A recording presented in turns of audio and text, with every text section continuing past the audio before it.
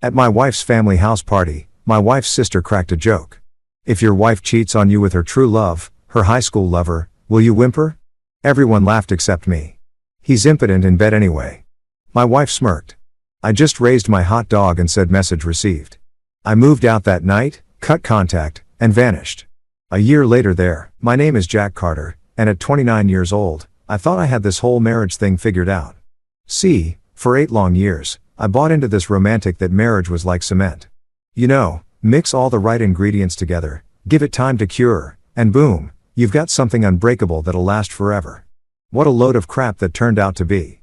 But hey, hindsight's 20/20, right? Clara and I had been through the ringer more times than I could count. We'd scraped through those brutal early years when we were broker than a joke. Living off instant ramen like it was some kind of gourmet cuisine. I'm talking the cheap stuff, too. None of that fancy cup noodles nonsense. We'd stretch a pack of top ramen into 2 meals if we had to, adding whatever sad vegetables we could afford from the discount bin at the grocery store. Our first apartment was a shoe box with paper-thin walls where we could hear our neighbors' entire life stories whether we wanted to or not. We slept on this mattress that was thinner than a pancake. Probably picked up from some sketchy thrift store that smelled like mothballs and broken dreams. But here's the thing that really gets me now. I thought we were a team back then. I mean, we'd have these knockdown drag-out fights that would go on until the sun came up. Voices hoarse from yelling, throwing around accusations like confetti at a divorce party. Then we'd collapse from exhaustion, make up with desperate kisses and whispered apologies, swearing we'd never let it get that bad again. Rinse and repeat because apparently we were glutton for punishment. Clara used to call me her rock. And man did I eat that up with a spoon. She'd tell people at parties how I was the steady one. The reliable guy who kept her grounded when her head floated off into the clouds with all her big dreams and wild schemes. I wore that badge like it was some kind of medal of honor. Puffing out my chest whenever she'd introduce me as Jack, my anchor. What a naive idiot I was, never realizing that being someone's rock also meant I was about as exciting as watching paint dry.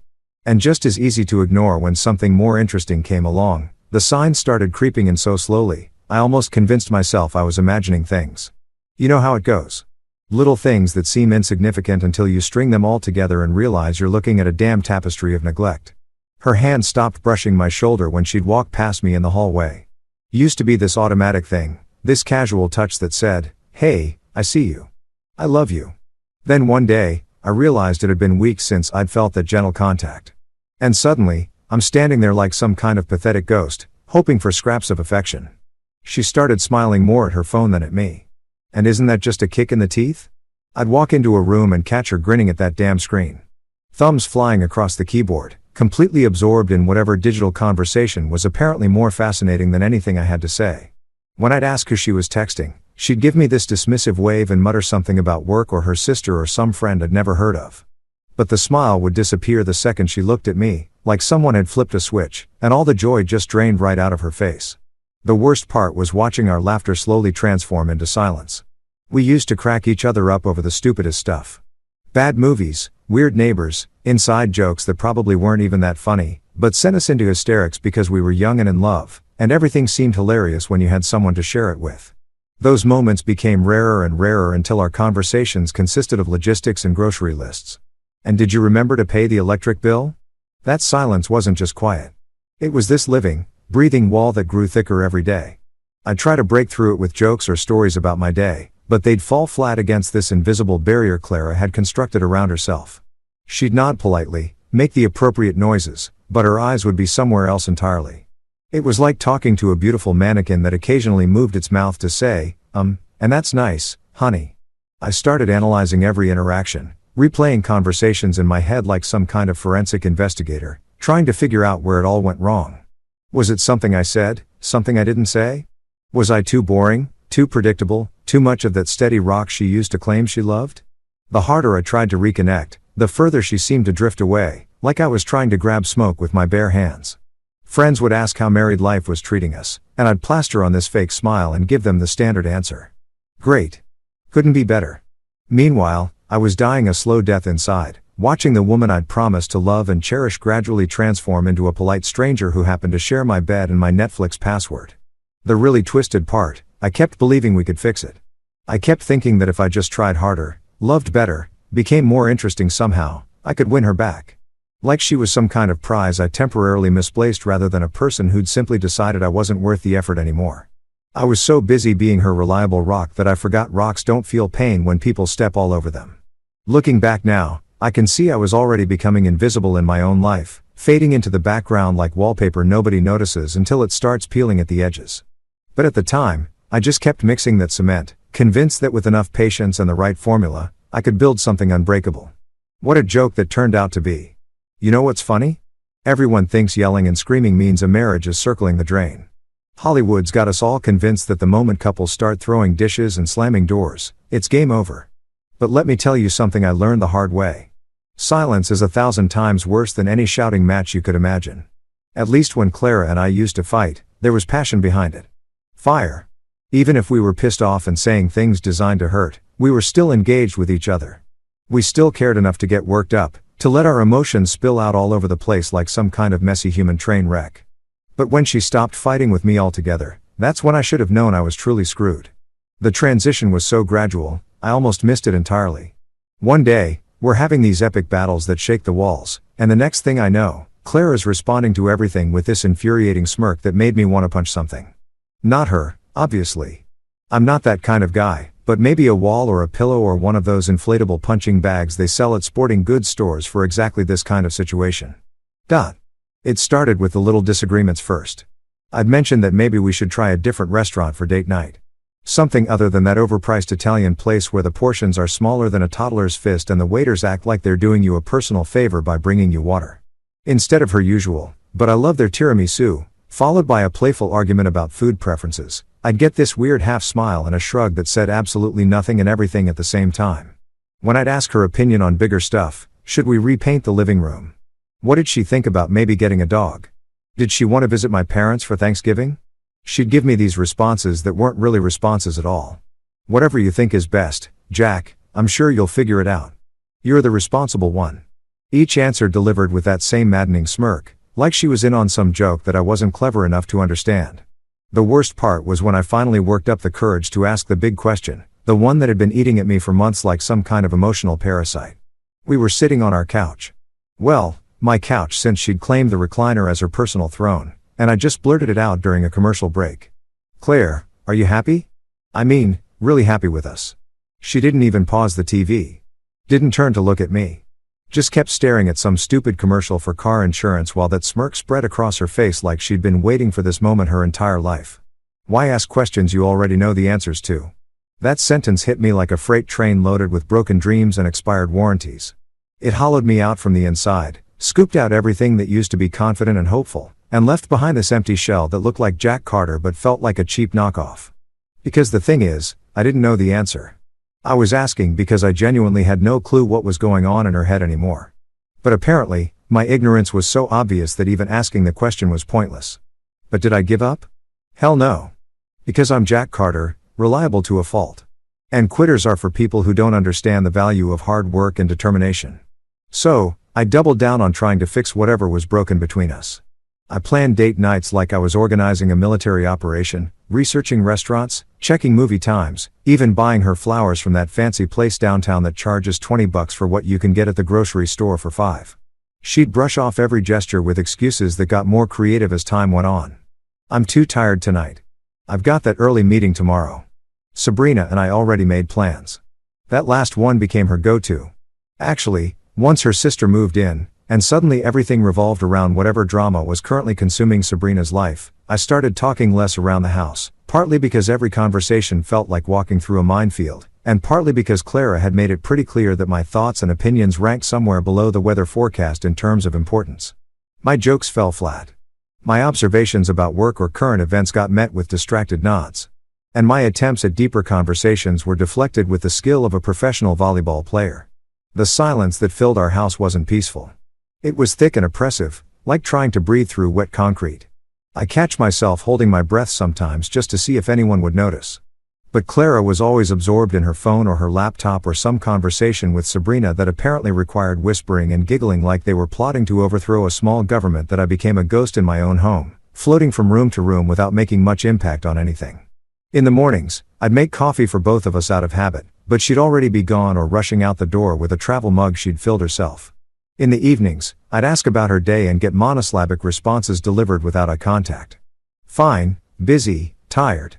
To everyone else, I was still reliable Jack, the guy who showed up on time, paid his bills, remembered birthdays, and could be counted on to help you move furniture or fix your computer. But inside, I felt like I was disappearing one piece at a time. Like someone was slowly erasing me with one of those big pink erasers we used to use in elementary school. The crazy part was that I kept thinking it was temporary. Like maybe Clara was going through some kind of phase, dealing with stress at work or hormonal changes, or just needing some space to figure things out. I made excuses for her behavior the way you'd make excuses for a friend who keeps canceling plans. Maybe next time will be different. Maybe she'll remember why she used to enjoy my company. But deep down in that part of your brain that knows the truth, even when the rest of you is still clinging to hope, like a life preserver on a sinking ship, I was starting to understand that this wasn't a rough patch we were going through. This was who we'd become. This was our new normal. And it sucked worse than anything I could have imagined. The silence had won, and I didn't even know we were fighting a war. Just when I thought things couldn't get any more awkward in my own damn house, the universe decided to throw me a curveball that would make a major league pitcher jealous. Enter Sabrina, Clara's younger sister. Stage left with enough drama to power a small theater district. Sabrina was 26, fresh out of what she dramatically called the worst breakup in human history. Though, from what I could piece together, it sounded more like her boyfriend got tired of funding her lifestyle and decided to cut his losses. She showed up at our door on a Tuesday evening with 3 oversized suitcases, a houseplant that looked half dead, and enough emotional baggage to sink a cruise ship. "I just need somewhere to crash for a few weeks," she announced, breezing past me like I was the doorman instead of the guy whose name was actually on the lease. "Just until I get back on my feet." Famous last words right there. Now, don't get me wrong, I wasn't completely heartless about the situation. Family is family and everyone goes through rough patches. Hell, Clara and I had been through our share of disasters, so I understood the need for a safety net. What I didn't understand was how quickly my own house would stop feeling like mine. Within the first week, Sabrina had somehow managed to colonize every inch of our modest 2-bedroom place. My home office, the tiny spare room where I actually worked to pay for the roof over all our heads, became her personal yoga studio. I'd come home from a long day of staring at code, looking forward to unwinding in my own space, only to find her contorted into some impossible position on a mat that took up the entire floor. "Oh, hey, Jack." She'd chirp upside down and downward dog or whatever the hell that pose was called.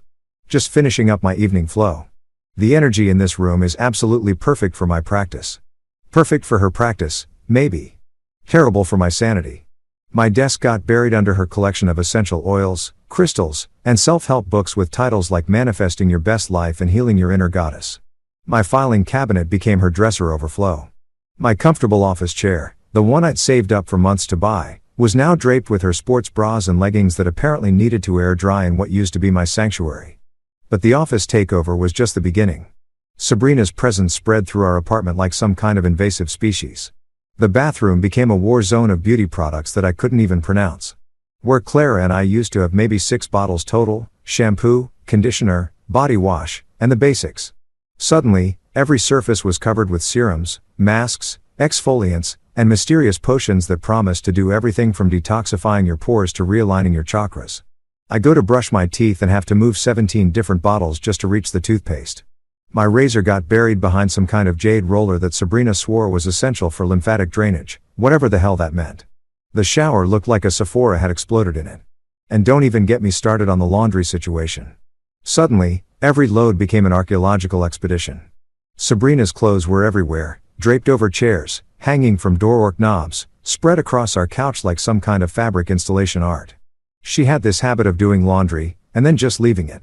What clothes would sit in the washer for days until they started to smell, then she'd rewash them and repeat the whole cycle.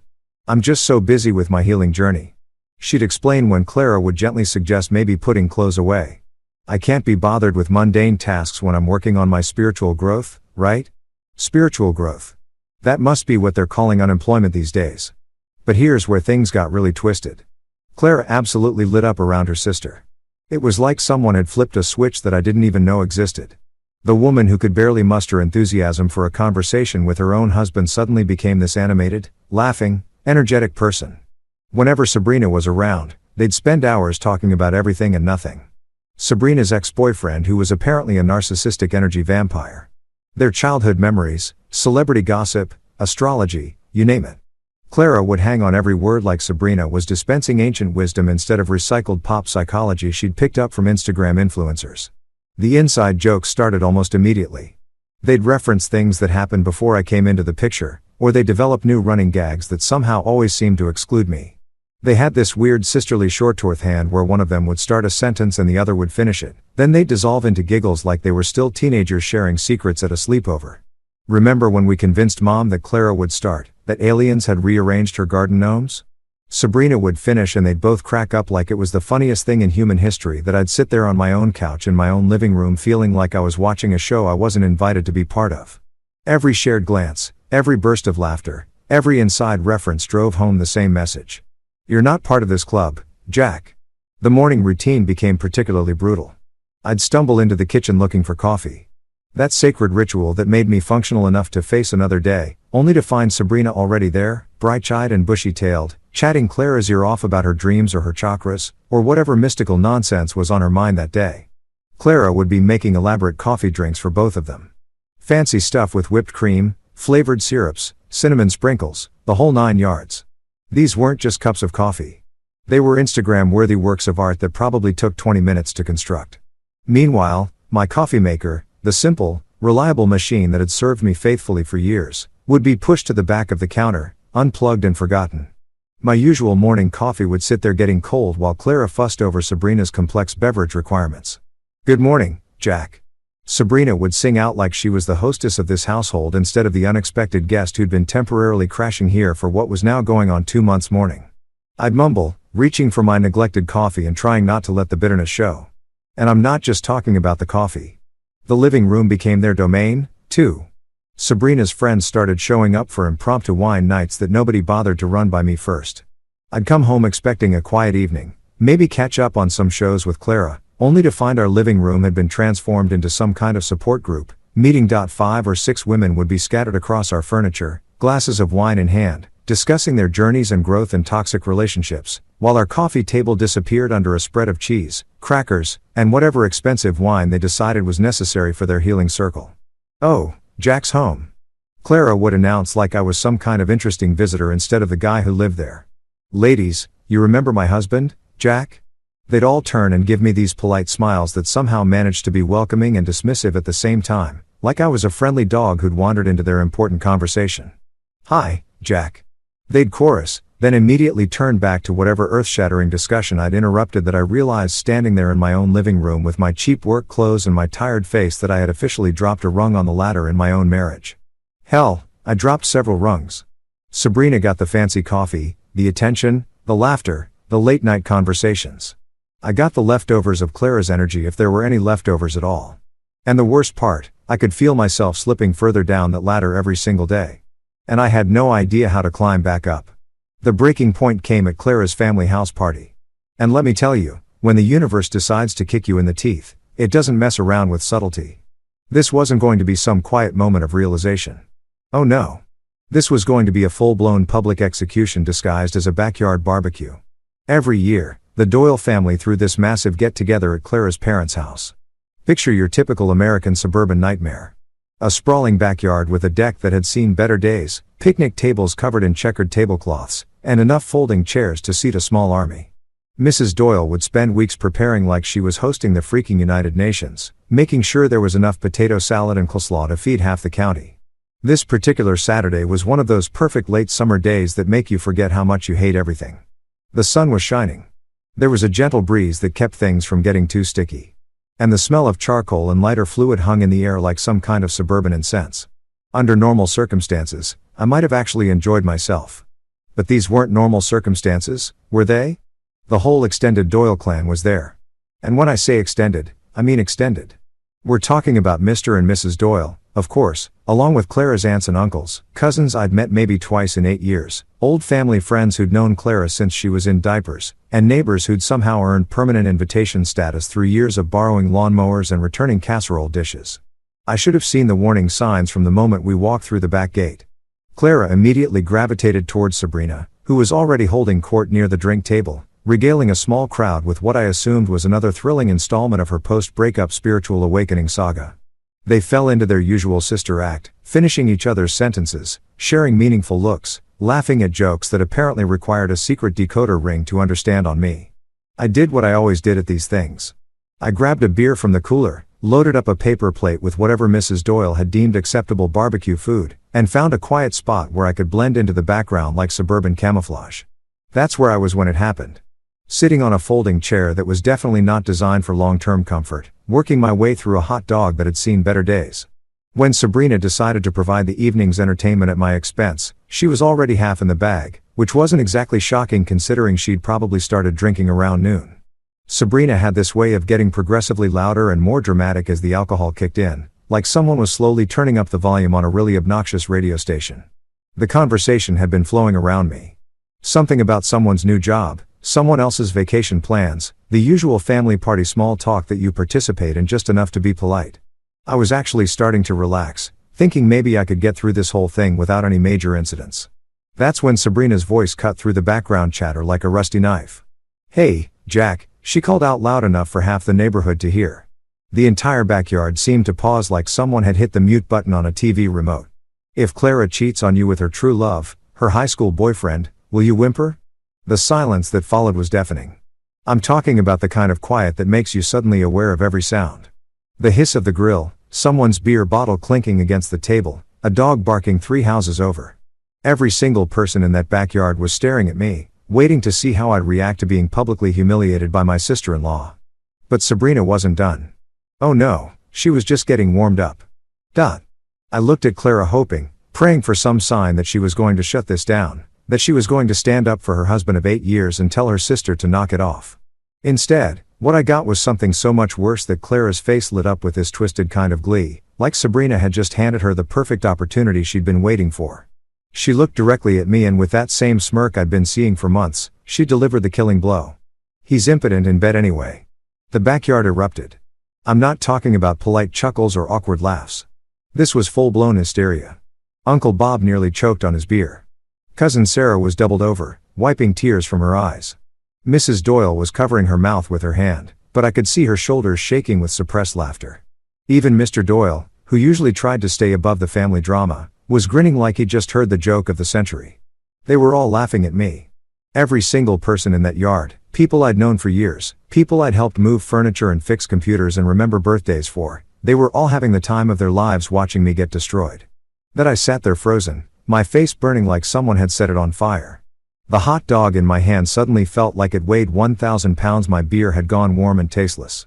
Everything around me seemed to be happening in slow motion. The laughter getting louder and more vicious, faces twisted with amusement at my expense. Clara looking absolutely delighted with herself. For a moment, I felt like I was drowning, like I was underwater. And all that laughter was just noise from the surface, distorted and cruel. Part of me wanted to shrink into that folding chair until I disappeared completely. Part of me wanted to run for the gate and never look back.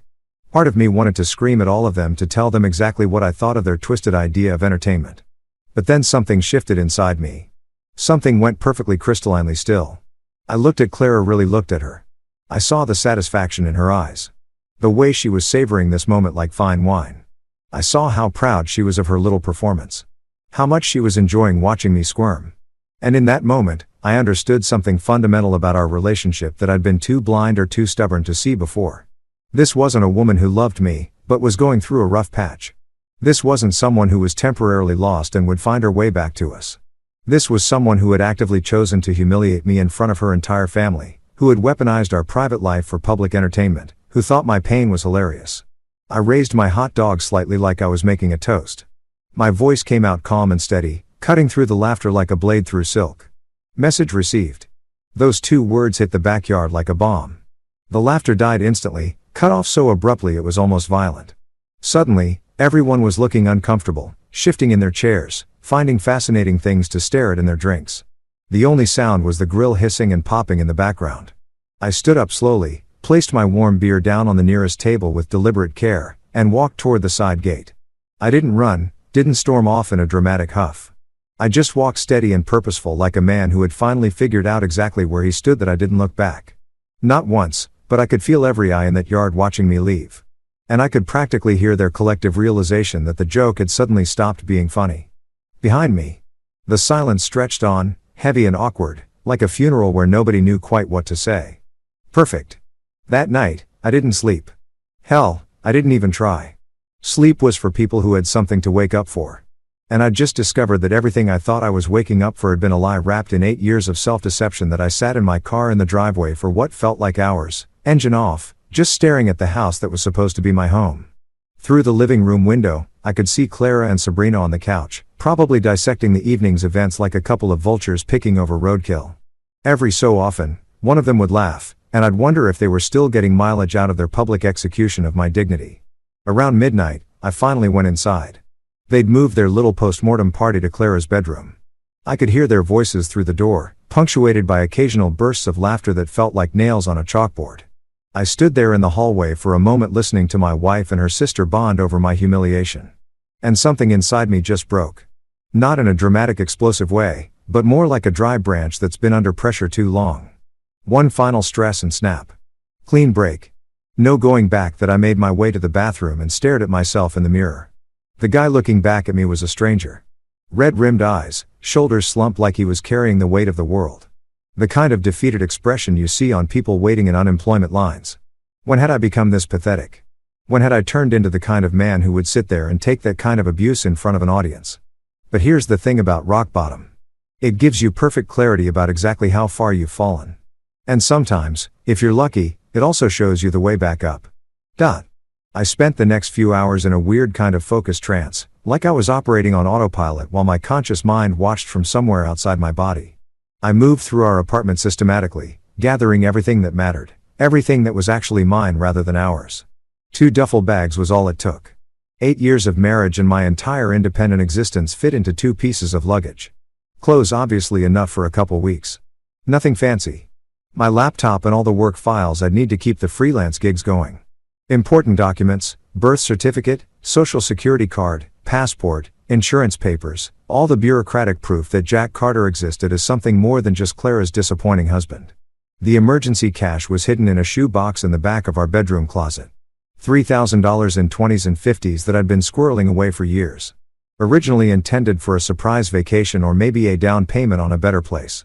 Clara knew about the savings account, but she'd never known about this little stash. Good thing, too, because it was about to become my lifeline. I moved quietly, careful not to wake the dynamic duo, who were probably still in there planning my next public humiliation.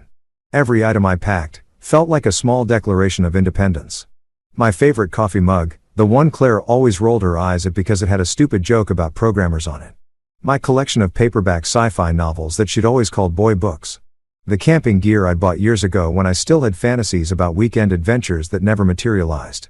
At 3 a.m. I sat down at the kitchen table with a piece of paper and a pen. The note I left was short and sweet.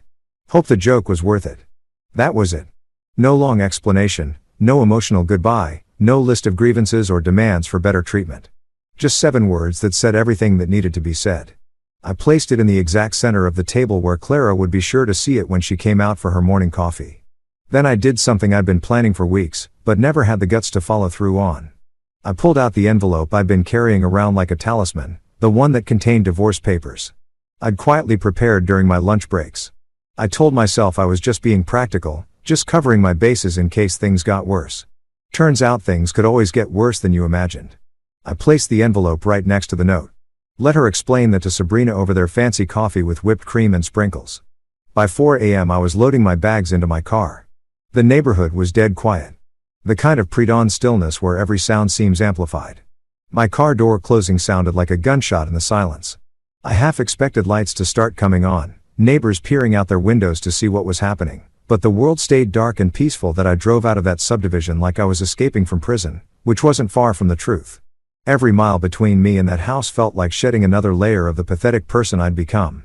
The radio was playing some melancholy late-night song about lost love and second chances, but I turned it off. I didn't need a soundtrack for this moment. The silence was perfect. I'd done my homework during all those sleepless nights when Clara was busy ignoring me. I'd researched remote locations, places where a guy could disappear without anyone asking uncomfortable questions. The mountains had always called to me anyway back when I was young enough to think adventure was something that happened to people like me. The cabin I'd found was perfect in its simplicity. I'd contacted the owner, an old-timer named Franklin, through a series of emails where I'd been deliberately vague about my circumstances. All he cared about was that I could pay in cash and that I wasn't planning to burn the place down or turn it into a meth lab. Privacy guaranteed, no questions asked, he promised. And something in his voice told me he understood exactly what kind of privacy I was looking for. The drive took 4 hours through increasingly winding mountain roads. As the sun started to come up, I found myself climbing through forests that seemed to stretch on forever, past lakes that looked like mirrors reflecting the sky, through small towns that probably hadn't changed much since the 1950s that I stopped for gas and coffee at a little station that looked like it had been transported from another era. The guy behind the counter nodded at me like we were old friends, asked if I was heading up to do some fishing, and didn't seem to think there was anything strange about a guy in business casual clothes buying supplies at dawn on a Sunday morning. "Good fishing weather," he said, handing me my change. "That's what I'm hoping for," I replied, and realized it was the first honest thing I'd said to another person in months. It'd be why the time I reached Franklin's cabin, the sun was fully up and painting everything in shades of golden green that made the whole world look like a postcard. The cabin sat in a clearing surrounded by pine trees so tall they seemed to touch the clouds, with a little stream running behind it that sounded like nature's own white noise machine. Franklin was waiting for me on the porch, coffee cup in hand, looking exactly like Central Casting would order if they needed someone to play wise mountain man.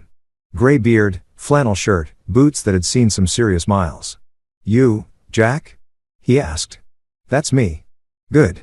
Keys are on the kitchen table, propane's full, firewood stacked on the side. Nearest neighbor's about 5 miles that way," he pointed toward a gap in the trees. "And they mind their own business, same as I do." He finished his coffee, set the cup down on the porch railing, and headed for an old pickup truck that looked like it had been through a few wars. "Anything else you need to know?" he asked. "I think I've got it figured out," he nodded approvingly. "Most folks who come up here do, and just like that, I was alone. Completely, utterly alone for the first time in years. I stood on that porch breathing air that actually smelled clean. Listening to nothing but wind in the trees and water running over rocks, and felt something I hadn't experienced in so long I'd almost forgotten what it was called. Peace. Life at the cabin became something I'd never experienced before. Beautifully, gloriously simple.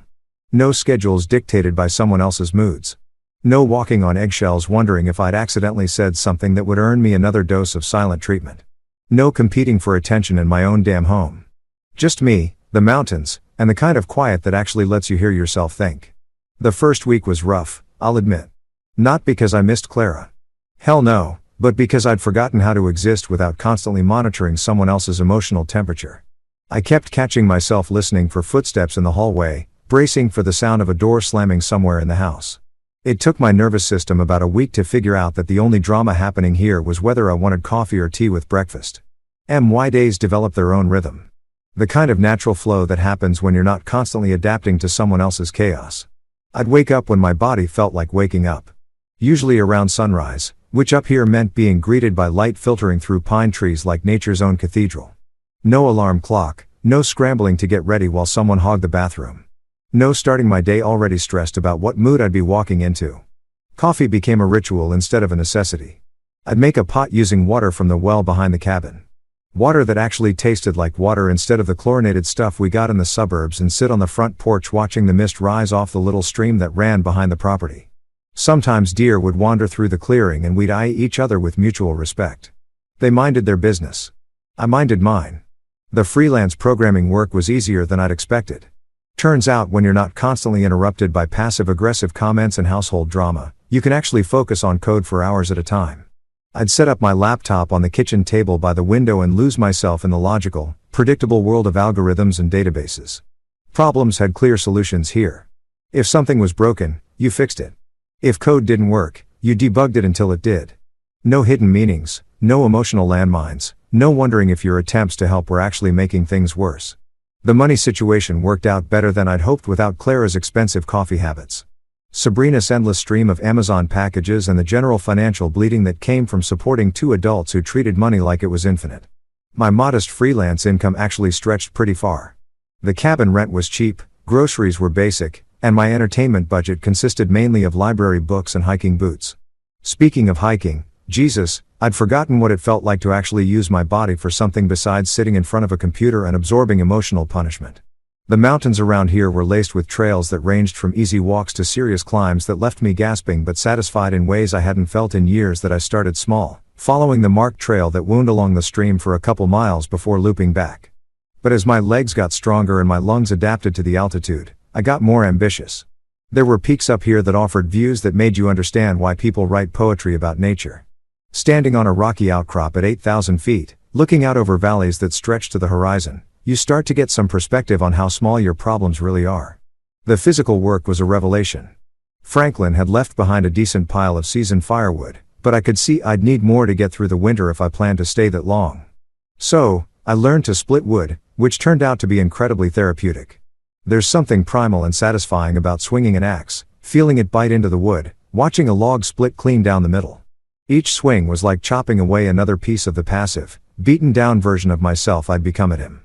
My hands got tough and calloused from the axe handle and from stacking wood. My shoulders broadened from hauling logs and water buckets. I dropped weight without trying, partly from all the physical activity, partly because I was actually eating real food instead of stress eating my way through whatever Clara had deemed acceptable for our kitchen. Hank, who ran the little general store about 10 miles down the mountain, became my main connection to the outside world. He was the kind of guy who'd probably seen every type of person who came up to these mountains looking for something or running from something. He never asked questions beyond you finding everything you need and how's that cabin treating you? I'd drive down once a week for supplies and we'd have these comfortable conversations about practical things, weather patterns, which trails were in good shape, whether the old logging road was passable after the recent rain. Hank had opinions about everything but kept them to himself unless asked directly. He'd nod approvingly when I started buying actual food instead of just canned goods and instant meals. Man's got to eat real food if he's going to do real work, he'd say, ringing up my purchase of fresh vegetables and decent meat. The evenings were when the real healing happened. I'd built up a routine of cooking an actual dinner. Nothing fancy, but real food prepared with attention instead of just fuel to get through another day. I'd eat by lantern light because there's something about electric lights that feels too harsh when you're trying to decompress from civilization. After dinner, I'd read by the fire. Franklin had left behind a collection of books that ran the gamut from classic literature to survival guides to philosophy. I worked my way through authors I'd always meant to read, but never had time for when my evenings were consumed by navigating Clara's moods and Sabrina's drama. There's a particular kind of silence you get in the mountains at night. It's not the absence of sound. There are owls calling, wind moving through the trees, the stream babbling in the background, but it's the absence of human noise, human conflict, you realize how much energy you've been spending just processing other people's chaos that I'd sit there by the fire, book in my lap, and actually think about things, not worry about them or stress about them, just think. I thought about who I'd been before I met Clara back when I had opinions and preferences and plans that weren't filtered through someone else's approval. I thought about what I wanted from life beyond just surviving each day without getting emotionally beaten down. For the first time in years, I remembered what it felt like to be content. Not ecstatically happy, not in love, not chasing some dramatic high, just quietly satisfied with where I was and what I was doing. I wasn't Jack the disappointing husband, or Jack, the convenient target for someone else's frustrations. I was just Jack, a guy who split wood and wrote code and hiked trails and read books and went to bed when he was tired instead of when someone else decided the evening was over. The best part was the complete absence of performance anxiety. I didn't have to be charming or entertaining or useful to anyone. I didn't have to monitor my words for potential offense or gauge someone else's mood before speaking. I could just exist without commentary or criticism or passive-aggressive suggestions for improvement point. One evening about 2 months in, I was sitting on the porch after a particularly good day. I'd finished a coding project that paid well. Hiked to a new lake I'd been meaning to explore and made a dinner that actually tasted like something a competent adult would prepare. The sun was setting behind the mountains, painting everything in shades of orange and purple that no camera could capture that I realized I was smiling. Not the forced performative smile I'd gotten used to wearing around Clara, but an actual genuine expression of contentment. I couldn't remember the last time that it happened. That's when I knew I wasn't just hiding out up here. I was actually building something. A life that was mine, shaped by my choices, lived at my pace. For the first time in years, I was exactly where I wanted to be. 3 months into my mountain exile, curiosity finally got the better of me. I'd been living in this blissful bubble of digital silence. But let's be honest, even the most dedicated hermit eventually wonders what kind of storm they left behind. It was like having a scab you know you shouldn't pick at. But the temptation becomes irresistible. The drive down to town felt longer than usual, probably because I was dreading what I might find. I'd gotten comfortable with my new reality where the only emails I received were work-related and the only drama in my life involved whether to take the North Trail or the South Trail for my afternoon hike. But reality has this annoying habit of tracking you down, even when you're doing your best to avoid it. The public library in town was one of those small town institutions that looked like it hadn't been updated since the Carter administration. And I'm talking about Jimmy Carter, not me. Fluorescent lights that hummed like angry bees, computers that took about 5 minutes to boot up, and that particular smell of old books mixed with industrial strength cleaning products that all libraries seem to have. That I found an empty terminal in the back corner as far from the librarian's desk as possible. Not that I was doing anything illegal, but something about logging into my old email felt vaguely illicit, like I was sneaking back into a house I'd already moved out of. My inbox was a digital crime scene. 67 unread messages, most of them from Clara, with subject lines that told the whole story of her emotional journey over the past 3 months. It was like reading the stages of grief played out in Gmail notifications. The first batch sent within hours of my disappearance were pure rage. Where the hell are you? This is ridiculous, Jack. You can't just run away like a child. Call me now. I could practically hear her voice through the screen. That particular tone she used when she was pissed off, but trying to maintain some semblance of moral high ground. The messages themselves were masterpieces of deflection and blame shifting. According to Clara's version of events, I was being overly sensitive and dramatic. The party incident was just a joke that I'd blown completely out of proportion because I couldn't take a little teasing. Everyone thinks you're being ridiculous, she wrote in one particularly charming message. Sabrina feels terrible about the whole thing, but you're making it into this huge deal when it was just family having fun. Right. Family having fun. Because nothing says fun like publicly humiliating your spouse in front of 30 people. As the days passed and I didn't respond, the tone shifted from anger to manipulation. Clara had always been a master at this particular art form. The subtle guilt trip disguised as concern. I'm worried about you, Jack. This isn't like you. Whatever's going on, we can work through it together. I miss my husband. Please come home so we can talk. These messages were particularly nauseating because they were written like she was the victim in the situation. Like I was the one who'd done something wrong by refusing to stick around and be her emotional punching bag. She'd managed to completely rewrite history in her own mind, transforming herself from the aggressor into the abandoned wife whose husband had inexplicably vanished without cause. But it was the third phase that really showed me who Clara had become, or maybe who she'd always been. And I'd just been too blind to see it. When emotional manipulation didn't work, she moved on to practical concerns. I can't pay the mortgage alone. The insurance company needs both our signatures. Your student loan payment bounced. Please at least call me. I need your help with the finances. There it was laid out in black and white. After 3 months of radio silence, after all the anger and guilt trips and fake concern, what Clara really missed about me wasn't my companionship or my love or even my presence. What she missed was my wallet and my organizational skills. That I kept scrolling through the messages, watching her desperation increase with each passing week. The grammar got sloppier, the tone more frantic. She'd clearly figured out that I wasn't just taking a weekend to cool off. I was actually gone and I wasn't coming back to clean up her messes. Mixed in with Clara's increasingly unhinged messages were a few emails from Maya, our mutual friend, who'd somehow managed to stay neutral during our relationship's slow-motion car crash. Mia's messages were refreshingly honest and gave me the outside perspective I needed on what was happening back in civilization. According to Maya, my disappearance had created a domino effect that was still toppling pieces 3 months later. Turns out I'd been the invisible glue holding together more than just my marriage. I'd been managing Clara's father's construction accounts, keeping track of the Byzantine mess of invoices and payments that kept his small business afloat. I'd been running the books for Clara's mother's online boutique, handling everything from inventory tracking to tax preparation. Hell, I'd even been auto-paying Clara's student loans because she could never remember when they were due. Without me quietly handling all the behind-the-scenes financial stuff, their whole family's economic ecosystem had started collapsing like a house of cards in a hurricane. Mr. Doyle's construction business lost 3 major contracts because nobody could find the paperwork for ongoing jobs. Invoices went out late, payments got missed, and clients started looking for more reliable contractors. The man who'd laughed the loudest at my public humiliation was now scrambling to save a business he'd built over 20 years. Dumb Mrs. Doyle's boutique was even worse. Without my inventory management system, she'd been ordering duplicate items while running out of bestsellers. Her bookkeeping was such a disaster that she'd missed several tax deadlines and was now dealing with penalties and interest charges that were eating into what little profit she had left. Maya mentioned that Mrs. Doyle had actually asked Clara if there was any way to get Jack to help with the books, just temporarily. The irony was so thick you could cut it with a knife. The same people who'd found my humiliation so entertaining were now discovering exactly how much work I'd been doing behind the scenes. Work they'd taken for granted because I'd never made a big deal about it. But the real kicker was Clara herself. According to Maya, my dear wife was drowning in debt and bureaucracy. The mortgage payments were behind, the utilities had been shut off twice, and she'd maxed out both credit cards, trying to keep everything afloat.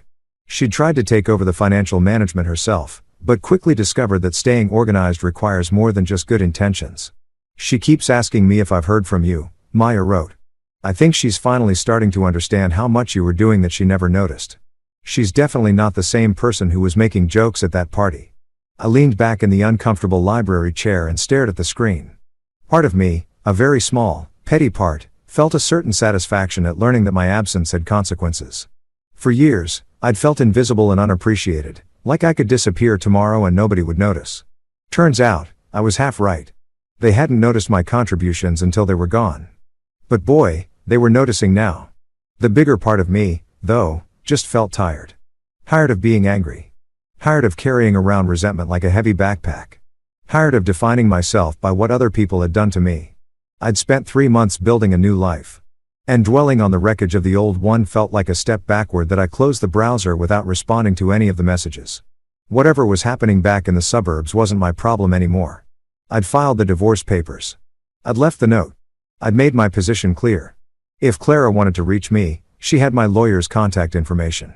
The drive back up the mountain felt like returning to sanity after visiting a psychiatric ward. With each mile of elevation, the weight of other people's drama lifted off my shoulders.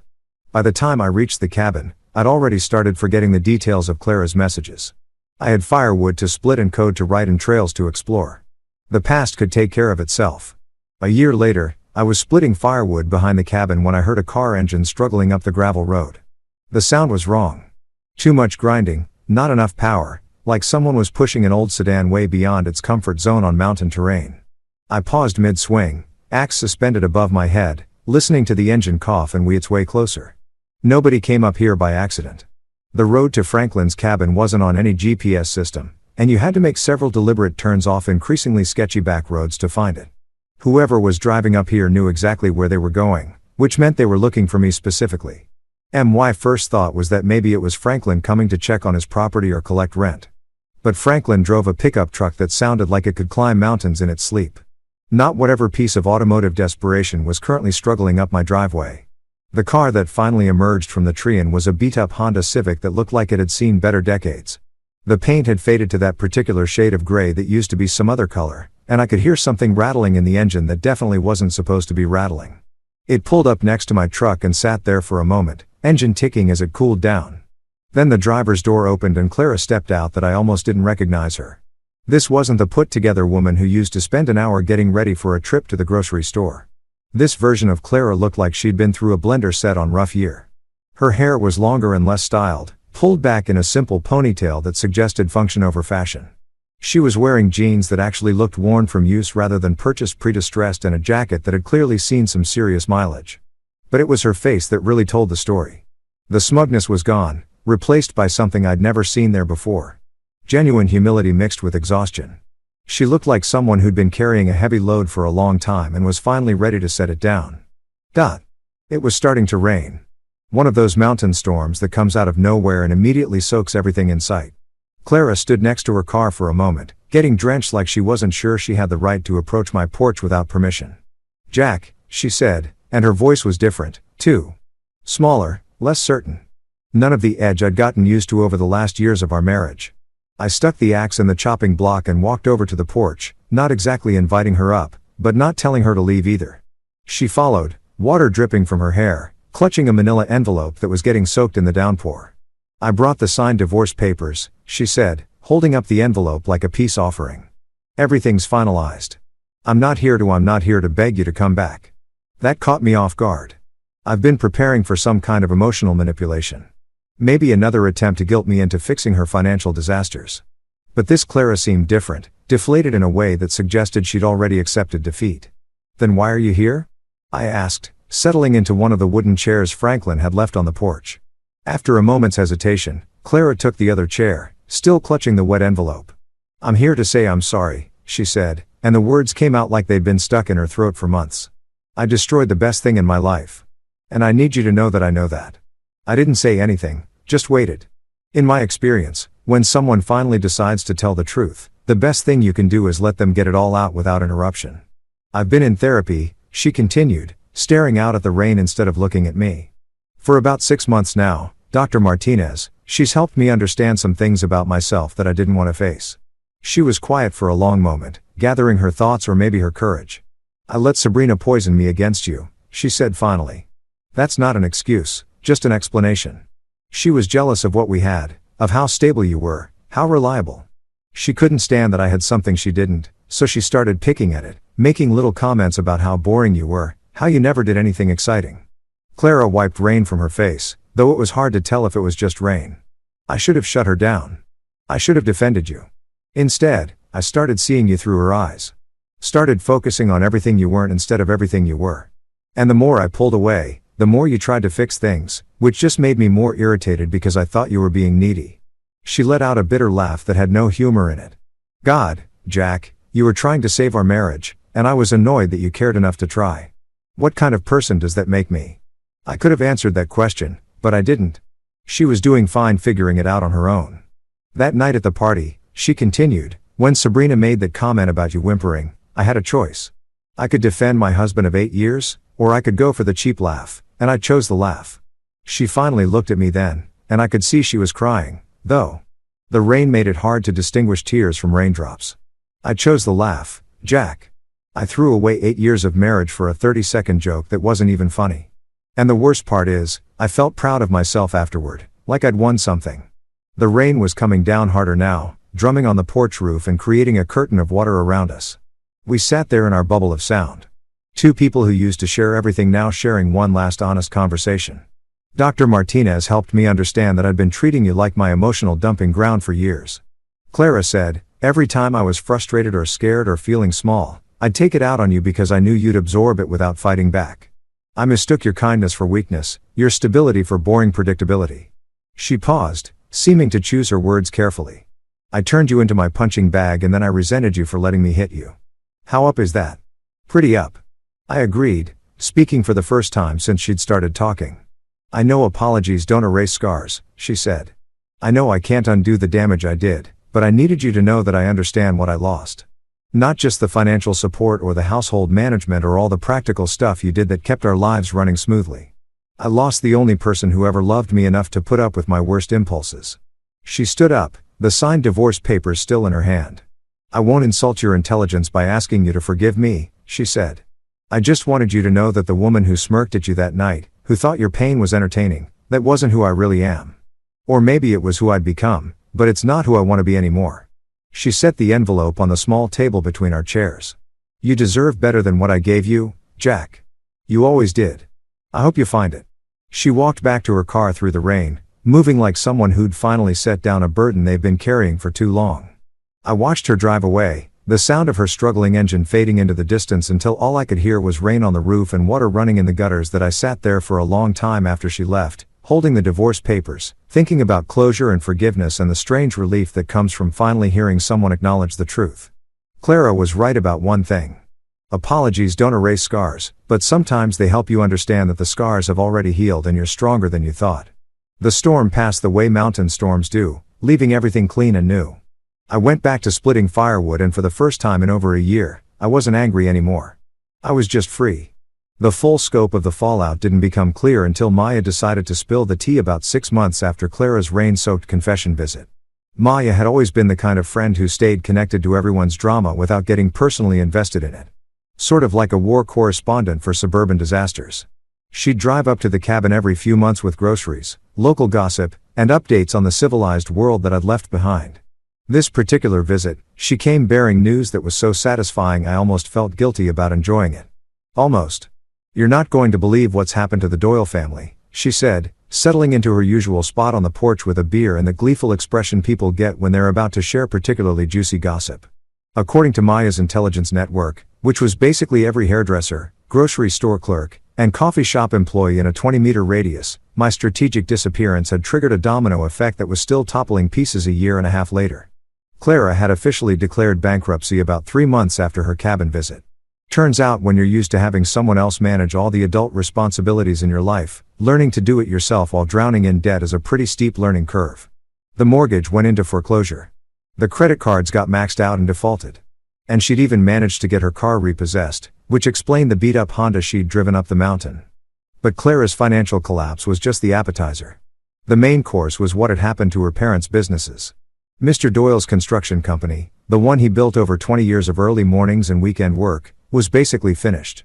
Without my meticulous record-keeping, he'd lost track of project timelines, material orders, and client payments. The chaos had started small but snowballed quickly. "Remember the Henderson renovation?" Maya asked, referring to a big job that Mr. Doyle had been working on when I vanished. "Jack. He ordered the wrong windows 3 times because nobody could find the original specifications. By the time they figured it out, the Hendersons had hired a different contractor and sued for the deposit. It got worse. A commercial job at the new shopping center had fallen apart when Mr. Doyle couldn't provide the insurance documentation on time. Another client fired him when they discovered he'd double-ordered materials and tried to charge them for the mistake. Word travels fast in the construction business, and pretty soon, nobody wanted to hire a contractor who couldn't keep his paperwork straight. He's basically down to small handyman jobs now, Ma said, fixing leaky faucets and painting bedrooms. The man who used to have 6 guys working for him is now working alone out of his garage. Mrs. Doyle's boutique had suffered an even more spectacular collapse. Without my inventory management system, she'd managed to create a retail nightmare that would have been impressive if it weren't so completely avoidable. She ordered 50 summer dresses in January and no winter coats until March. Maya laughed. Then she forgot to track returns, so people were bringing back items she didn't even remember selling.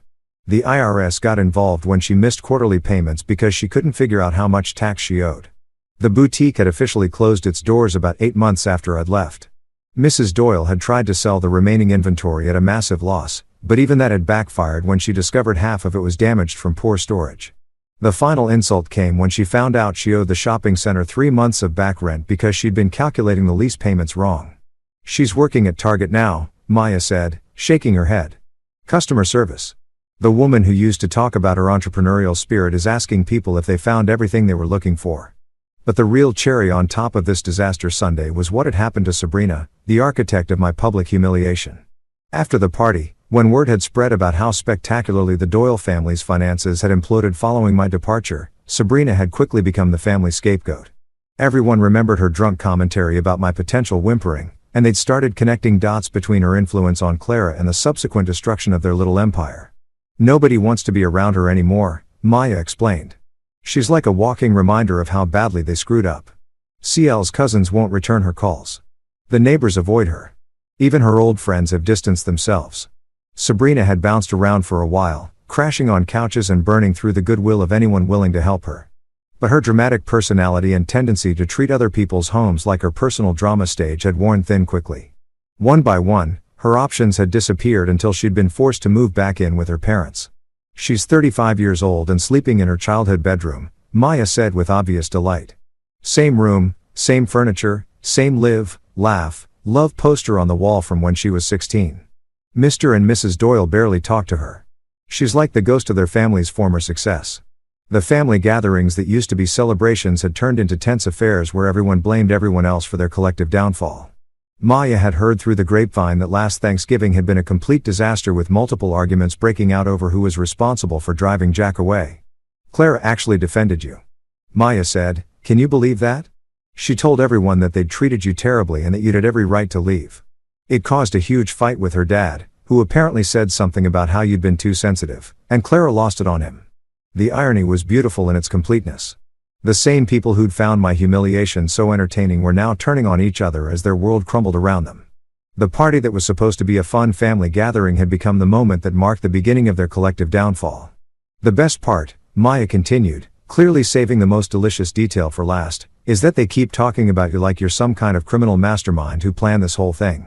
Like you somehow orchestrated their financial collapse from your secret mountain lair." She gestured around at the simple cabin, the chopped firewood, the basic setup that represented my new life. "They can't accept that they just took you for granted and didn't realize how much you were holding together behind the scenes. They'd rather believe you're some kind of vengeful genius than admit they treated their most reliable family member like garbage." I leaned back in my chair, watching the sun set behind the mountains, and tried to summon some sympathy for the people who'd made my life miserable for years. I came up empty. "You know what the funny thing is?" I said to Maya, "I didn't plan any of this. I just left. Everything that happened after that was entirely their own doing. That's what makes it so perfect. Maya replied. You gave them exactly what they said they wanted. A life without boring, reliable Jack. Turns out boring and reliable were the only things keeping their house of cards from collapsing. We sat there in comfortable silence, watching the day fade into evening. Somewhere down in the valley, the Doyle family was probably having another tense dinner, stepping carefully around the wreckage of their former lives, trying not to mention the elephant in the room that used to manage their finances and keep their world running smoothly. Up here in the mountains, I was grilling a simple dinner and planning tomorrow's hike. I'd never felt more content in my life. Sometimes the best revenge is simply living well while your enemies destroy themselves. 2 years have passed since I walked through that side gate at the Doyle family barbecue. And I'm sitting here on my porch watching the morning mist rise off the mountains, thinking about how one moment of clarity can change everything. It's funny how the worst day of your old life can become the doorway to the best chapter of your new one. I bought Franklin's cabin when he decided to retire to Arizona. Too many winters up here for these old bones, he'd said. But I suspected he'd been planning this transition all along. Maybe he saw something in me that first day that told him I was going to be more than just a temporary renter. The paperwork was simple. Franklin wasn't the type of guy who believed in complicated legal maneuvers when a handshake and a fair price would do the job. Oh, now I'm a homeowner again. But this time it's different. This place belongs to me in ways that suburban house never did. Every improvement I make, every piece of firewood I split, every trail I clear, it's all mine, shaped by my choices and my labor. There's something deeply satisfying about owning something you've actually earned rather than something you're just making payments on. The freelance programming work evolved into something more substantial over time.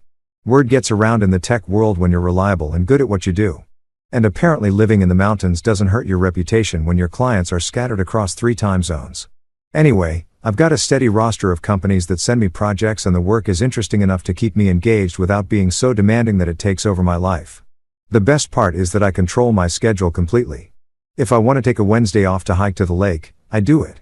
If I feel like working until midnight because I'm in the zone with a particularly challenging piece of code, there's nobody around to complain about the keyboard clicking or the extra coffee I'm making. It's amazing how much more productive you can be when you're not constantly managing someone else's emotional needs. But the real change in my life came about 8 months ago when I met Leah on the trail to Bear Creek Falls. I'd been hiking alone for over a year by then, perfectly content with my own company. When I came around a bend and nearly collided with this woman in park ranger gear who was examining something on the ground. Sorry, I said, stepping aside to give her room. Didn't mean to interrupt whatever scientific thing you're doing there. She looked up with this smile that was part amusement, part curiosity. Scientific thing? I'm trying to figure out if this is bear scat or just a really unfortunate pile of berries. That's definitely bear scat, I said, and she laughed. A real laugh. Not the polite social noise people make when they're being nice. Well, look at you, mountain man. Got yourself a degree in wildlife biology while I wasn't looking. Nope. Just common sense. In a year and a half of living up here, you learn to recognize the signs pretty quickly when your nearest neighbor is 5 miles away and doesn't carry pepper spray. That was the beginning of something I hadn't expected to find again. A connection with another person that felt natural instead of exhausting. Leo was stationed at the ranger office about 15 miles down the mountain, responsible for trail maintenance and wildlife monitoring across a territory that included my little corner of the wilderness. She started stopping by every few weeks, initially just to check on the cabin and make sure I wasn't doing anything that would get her in trouble with the Forest Service. But those official visits gradually turned into longer conversations, then shared meals, then overnight stays that felt comfortable rather than complicated. Leah thinks my quiet strength is attractive, not boring. She appreciates that I can fix things that break, that I know how to be alone without being lonely, that I don't need constant entertainment or validation to feel content. The qualities that Clara had found so insufferably dull are exactly what Leah values in a partner. You're like a Swiss Army knife, she told me one evening as we were cooking dinner together. Practical, reliable, always useful, but not in a boring way.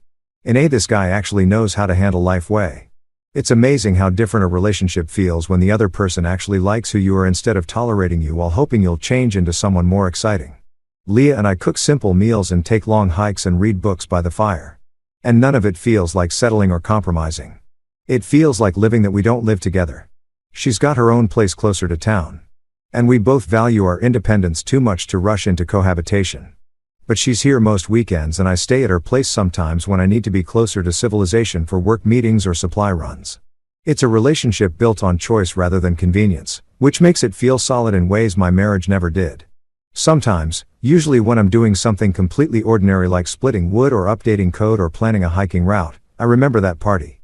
I can still see Clara's smirk, still hear the laughter that followed her cutting remark, still feel the heat in my face as I sat there absorbing their collective amusement at my expense.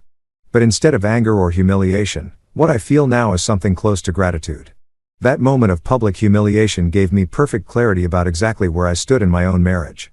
It stripped away all the self-deception and wishful thinking and showed me the raw truth. I was married to someone who found my pain entertaining. Walking through that side gate was the beginning of everything good in my current life. If Clara hadn't shown me exactly who she was that night, I might have spent years more trying to save something that was already dead. I might never have discovered what it feels like to be genuinely appreciated rather than merely tolerated. The divorce was finalized months ago without any drama. Clara signed the papers. We split what little assets remained after her financial collapse. And that was it.